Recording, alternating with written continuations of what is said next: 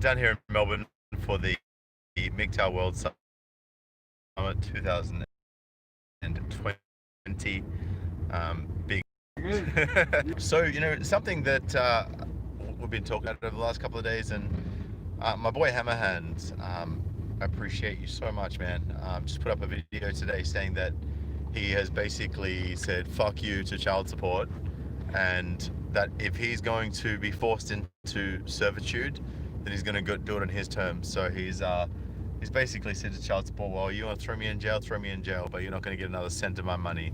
I'll look after my boy. I'm not going to pay for my ex-wife's lifestyle and then leave nothing for my son. And I really get that. So, Ronan actually talks about being unblackmailable. And unblackmailable is essentially where you put yourself in a position where nobody can control you. That's really what it's about, because if someone can control you, like if there's something that someone could do to control you, then they can blackmail you with that. And it's a really vulnerable position to be in. So I really respect men that will actually say, well, you know what?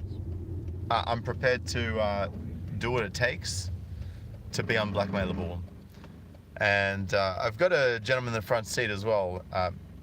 He basically was. Man, would you mind sharing your story? Did you want to show your face? Oh, no, sure. Yeah, okay. Well, you can just talk away. All right. Yes. No, my story was a total complete divorce disaster where they just beat the crap out of me. I got absolutely nothing. It was like Mike Tyson beating up a 2-year-old. Nothing. They took absolutely everything. Every penny. No visitation, no custody, nothing, and they just kept going on and on about, we're going to take more, we're going to just do more, and that's what I did. I finally said, that's it. I'm not fighting you guys anymore. I'm not even getting out of bed. And I personally went to a psych ward instead of going to jail, but it was either way, one of those two. And I got to tell you, their attitude completely changed. Once I stopped fighting them, they really stopped fighting me. It really made a big difference. And even things like, oh, well, that's it, you're never going to see your kids ever again. And I said, okay, well, fine, I'll never see them again. And their immediate response was, well, wait a minute, who's going to watch your kids when your ex wants to go out drinking with her friends? Like, yeah, exactly. And then, oh, if you don't get out of bed and work, who's going to pay for all these lawyers? Yeah, well, exactly. None of those things are going to happen. And that's how I went. I said, that's it. I have no more left to give. I'm being treated completely unfairly, and I am out of here.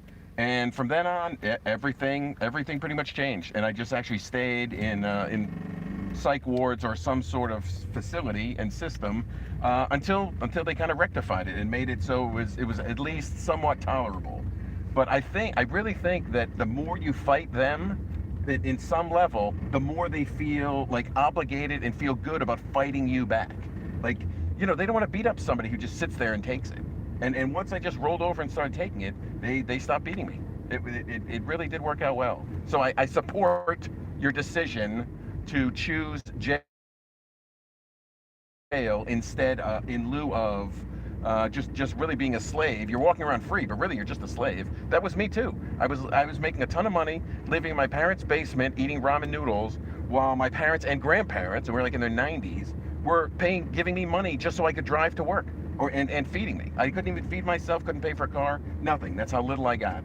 It was completely unfair and just ridiculous. That's why I just had to say, I can't fight this anymore. And once you stop fighting them, I gotta tell you, they stopped fighting me back. And it's really interesting the approach that you took, because you basically, they could afford to keep fighting you because you kept working and kept paying for everything. But once you cut off the supply, there was no more money. And like, if you'd been out of jail, then you would have had to work to pay to eat, because eating is like the most basic survival requirement to not die. But by virtue of you saying, well, fuck you, I'll just go into a psych ward and I'll just stay there and I'm not coming out until you play on my terms. Well, like, no more lawyers getting paid? Sorry. What's your ex-wife gonna pay the lawyer with the money that she just got that she doesn't want to let go of? Of course not.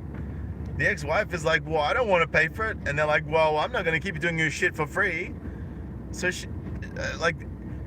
this is the thing. The lawyers are the ones that are actually the lawyers and all of these QCs and these magistrates and barristers, they're the ones that keep it going. So if you cut off, like, and the reason that, you know, some guys commit suicide is because they can't even feed themselves, right? Which is their basic requirement of survival, right? And if you go into a situation where, like, if these lawyers aren't getting fed, like, if there's no benefit for them to do it, like, put brief false law in play for them, you know? If there's no further benefit to be derived from the association, no further association takes place. Exactly. And they're not going to, these solicitors and lawyers and barristers are not going to continue to associate themselves with the person who's trying to extort you if there's no further benefit for them to continue the association. So as men, we need to be unblackmailable. We need to take the stance and remove the incentive for those who choose to attack us. Right? Because if we keep fighting them, then we're just delaying the inevitable. And if we're delaying the inevitable, then we have to keep providing an income so that we don't die by way of starvation. We have to keep providing an income to not die as a result of starvation. Then our income is going to keep getting taken from us and given to those who are trying to make us give money. So it's just a zero-sum game.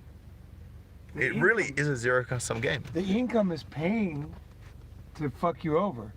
Your hard work is being used, you know, that's the fuel. It's weaponized against you. To burn you. So yes, that's you have exactly to right. stop giving the fuel. You have to find a way to stop giving the fuel so that people can be, you know, the shit comes down to be reasonable. Like you said, Ray, you said basically that they kept saying, like, say that story. Yeah. So one of the meetings in the psych ward with my attorney is like, by the way, we're really concerned about how your kids are going to be able to eat. I love this story. Me, my lawyer saying himself, my ex's lawyer, and the judge are really, really concerned about how my kids are going to eat, how they're going to get to school, how they're going to do everything. And my response was, well, if the three of you are so concerned about it, why don't you do it? Why don't the three of you take care of it? And immediately the lawyer's like, oh, well, no, we can't do that. That's not going to happen. That's totally unrealistic. Oh, so you don't care. Exactly. And guess who does care? Yeah, I was the one, right. I'm the one who cares. And by the way, guys, this is the tactic of emotional manipulation that's used against us to get us to cough up. This is the tactic, right? And when I was going through my separation and I was sitting there with my ex-wife's parents, one of them, and I'm not going to say which one because I know some of the people that know them still watch this channel, but one of them said, "You never loved my daughter." And that, like, twisted my heart in my chest because I knew the truth. But that was just their hurt speaking out in a verbal form, because they felt like, well, if you don't love her now, then you must have never loved her, right?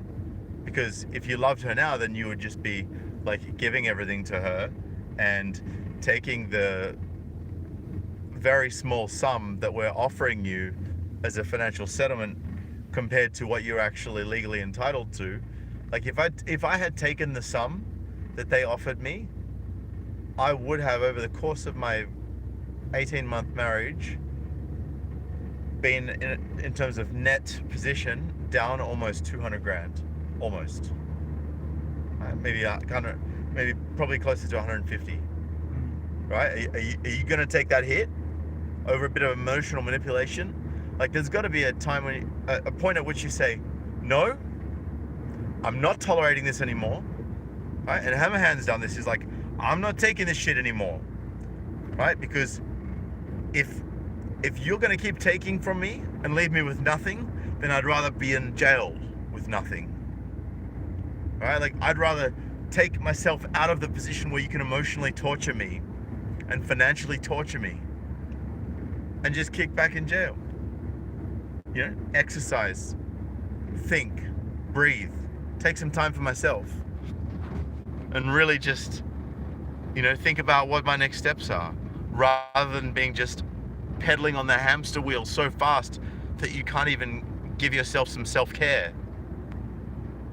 Right, so this is the thing. And guys, also I'm going to be putting a link in the description below for, it's called Transferwise. I want you to check out this link. So this is under one of my pseudonyms, which is cool, which is why you've got a really weird freaking